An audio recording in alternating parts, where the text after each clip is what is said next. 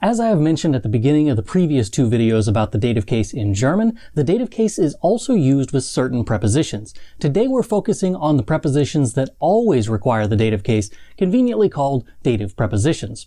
If you're looking for information about the two-way prepositions or Wechselpräpositionen, you should check out the link in the description for my latest video about that.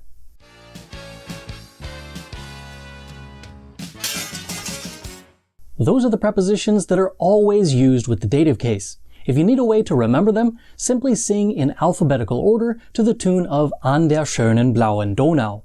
Aus Hause bei mit, nach seit von zu. Aus Hause bei mit, nach seit von zu. Aus Hause bei mit, nach seit von zu. Now I'll explain what they all mean and how you can use them each. Aus means out of or from. It's used to show that something was in something else and is now no longer. This is different than von, which also means from and is also on our list for today, but I'll explain that in a bit. For now, I'll show you a few examples of how to use aus. Ich komme aus den USA. I am from the United States. I come from the USA. I was once in the United States. That's my place of origin. Now I'm expressing that I came out of that place with the preposition aus. And you can't say this while being in the United States because then you would say Ich bin von hier, I am from here, as you're currently still there. No exit had ever occurred. Meine Oma holt mir Schokolade aus der Schublade. My grandma gets me chocolate from the drawer. The chocolate was in the drawer and now it's outside, therefore we used aus. Wir fahren heute aus der Stadt. We are driving out of town today. We are currently in the city and will be going away from there. Therefore, we used aus. Wann kommst du aus der Schule? When do you get out of school? We were in school. We're asking when you're going to leave, so we use aus. Von can also be translated as from, but unlike aus, it is not used for things that were once inside of something else, but rather that it's just in a different place than before. It is from there. Von points in the direction where something was. Zu is the opposite and points in the direction where something will be. Ich komme vom Bäcker. I am coming from the bakery. Von points in the direction of the bakery from where ich is coming. Also, it's important to note that vom is a sort of contraction of von and dem, which means if you're trying to use an adjective after that, you need to use the ones that are normally behind definite articles. Ich gehe zum Bäcker. I am going to the bakery. Zu points in the direction to where ich is going. Notice again that we have a contraction, this time with zu and dem in this sentence. Morgen soll ich einen Brief von meiner Brieffreundin bekommen. I am supposed to get a letter from my pen pal tomorrow. If I use aus in this sentence instead of von, it would mean that the letter was once inside of your pen pal. Morgen soll ich einen Brief aus meiner Brieffreundin bekommen. Since that's not what we mean, we use von. Wir fahren von unserem Haus zu deinem Haus. We are driving from our house to your house. This sentence is a bit more difficult for some to understand why we used von instead of aus. The simplest way that I explain it is that you went from inside the house to outside the house, but you weren't driving then. The part explained by this sentence is the driving from outside of one house to the outside of another. This means that you can use both in the same sentence, both aus and von, to give a bit more depth to the sentence. Wir gehen aus dem Haus und fahren von unserem Haus zu deinem Haus.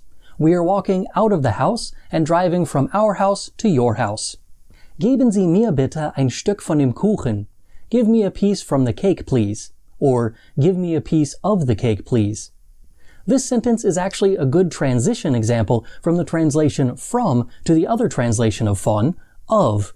It could be translated as a piece from the cake or a piece of the cake. That's because the word von sometimes carries with it the idea of being part of a whole, and it can also be used to show possession. This again goes back to the fact that it points where something was. It is from that or of that. For example, Die folgenden Sätze sind Beispiele von dem deutschen Wort von. The following sentences are examples of the German word von. Herr Antrim erzählt von einem Drachen mit roten Flügeln. Herr Antrim tells of a dragon with red wings. There are also a plethora of phrases in German which use the preposition von. In those sentences, the translation varies between the two options that I've given you so far. This is when it's most helpful to use the definition that I first saw on the German is Easy blog at yourdailygerman.com. Von shows a point of origin without expressing any form of exiting. I like this definition as it shows a more precise definition that doesn't leave any ambiguity. Außer translates as except or besides. I sometimes use the translation in addition to. It isn't nearly as common as aus or von, but it is a dative preposition, so here it is in some examples. Außer meinem Vater kommt auch noch meine Mutter zum Spiel. Besides, or in addition to my father, my mother is also coming to the game. Ich esse mein ganzes Mittagessen außer diesem Spargel. I am eating my entire lunch except this asparagus. Bei is a bit difficult for some German learners as it translates as a bunch of different words that already have prepositions assigned to them. Some translated as with, but mit exists. Some translated as near, but the word nah also exists. I generally translate it as at, but that has a bunch of issues as well. The bottom line is that bei shows a static location. You can use it with stores, work, people's houses, as long as it's not your own, and parties, just to name a few. Here are a few examples so you get the idea. Ich kaufe Lebensmittel bei Aldi. I am buying groceries at Aldi. Let's get something straight real quick. It is not Aldi's. Aldi is not a dude's name, unlike Kohl's or McDonald's, and other stores and restaurants and companies that were derived from people's names. Aldi is short for Albrecht, the family name, Discount, the word for discount. The family's last name is not Discount, so please, for the love of God, stop saying Aldi's. End rant. Es gibt heute Abend eine Party bei meinem Freund Paul. There is a party at my friend Paul's house this evening. Mein Bruder ist gerade bei der Arbeit und kann nicht ans Handy gehen. My brother is currently at work and can't come to the phone. You can also use bei with online places and sources of information. For example, mein Vater bekommt all seine Nachrichten bei Fox News. My father gets all his news on or at or from Fox News. Herr Antrim hat eine Fanseite bei Facebook. Herr Antrim has a fan page on Facebook. Mit is an easy one. It means with and is used exactly the same as the English. As I mentioned before, the most difficult part of this preposition is deciding when to use bei and when to use mit when you mean with in English. The easy answer is that mit does not describe a location, but rather a connection, whereas bei will always show a location. Ich wohne mit meinem Bruder. I live with my brother. I live in the same place as my brother. Ich wohne bei meinem Bruder. I live with my brother. I live at my brother's house. The sentence with mit indicates that both are equal, i.e. the home belongs to both. The other sentence indicates that the brother is either a tenant or owns the house and he sets the rules. Er ist fertig mit seiner Arbeit. He is finished with his work. Er ist bei der Arbeit. He is at work. Wir spielen Schach mit unseren Kindern. We play chess with our children. Wir spielen Schach bei unseren Kindern. We play chess at our children's house. Zu can also mean at. The only instance when this translates as at, however, is zu Hause, at home. Ich bin die nächsten 2 Wochen zu Hause. I am at home for the next 2 weeks. In all other instances, the translation of zu is to. Generally speaking, this is used to express going in the direction of something. There are other prepositions that do this, however, so it's important to remember that when you use zu, you use it when you would place von when leaving. If you use the preposition in when you entered, you would use aus when you exit. Ich fahre zur Bank. I am driving to the bank. Ich komme von der Bank zurück nach Hause. I am coming home from the bank. Mein Bruder geht zu einem Freund. My brother is going to a friend's house. Mein Bruder kommt bald von seinem Freund nach Hause. My brother will soon come home from his friend's house. Nach can also mean to. It's used with cities, villages, states, countries, and directions on a compass.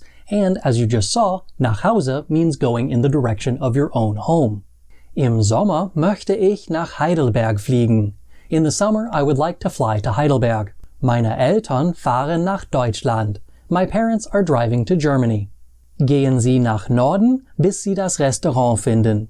Go north until you find the restaurant. You can also use nach to express after, as in with time or an event. Nach 3 Uhr arbeite ich nicht mehr. After 3 o'clock, I don't work anymore.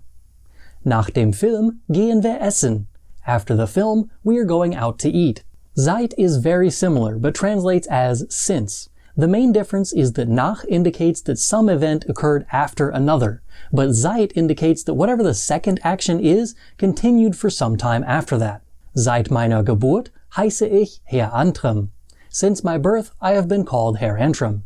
Seit dem Film schlafen die Kinder. The children have been sleeping since the film. Seit den 90ern gibt es keine gute Musik mehr. There hasn't been any good music since the 90s. That's the last one for my list for today. There are other prepositions which require the dative case, but they only do so sometimes. You can find out about them linked over here. They are called two-way prepositions or Wechselpräpositionen. Next week, I'll show you how to use some verbs that are often used with dative prepositions or two-way prepositions with the dative case, but they might not make much sense as to why. Bis dann, das ist alles für heute. Bis zum nächsten Mal. Tschüss!